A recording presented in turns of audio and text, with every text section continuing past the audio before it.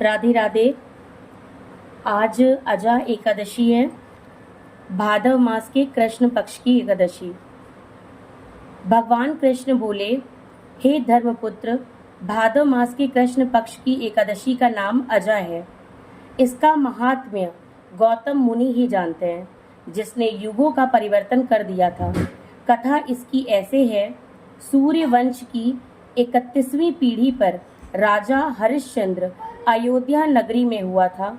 उसके द्वार पर एक श्याम पट लगा था, जिसमें मड़ियों से लिखा हुआ यह लेख था कि इस द्वार पर मुंह मांगा दान दिया जाता है। विश्वामित्र ने पढ़कर कहा, मड़ियों का लेख मिथ्या है। हरिश्चंद्र ने उत्तर दिया, परीक्षा कर लो। विश्वामित्र बोले, अपना राज्य मुझे दे दो। हरिश्चंद्र बोले, राज्य आपका है, और क्या चाहिए? विश्वामित्र बोले, दक्षिणा भी तो लेनी है।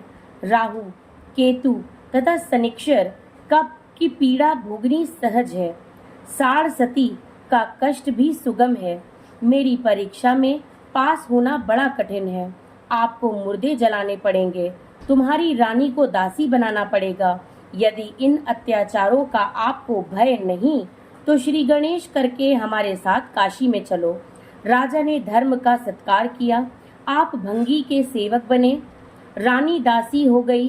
पुत्र को नाग बनकर परीक्षा पति ने डस लिया। ऐसी आपत्ति में भी उसने सत्य का त्याग न किया, परंतु मन में शोक की अग्नि भड़क उठी। उस समय गौतम मुनि के दल में दया आई। राजा हरिश्चंद्र के पास आकर कहा, तुम अजा एकादशी का विधि पूर्वक एक व्रत करो, समस्त संकट दूर हो जाएंगे।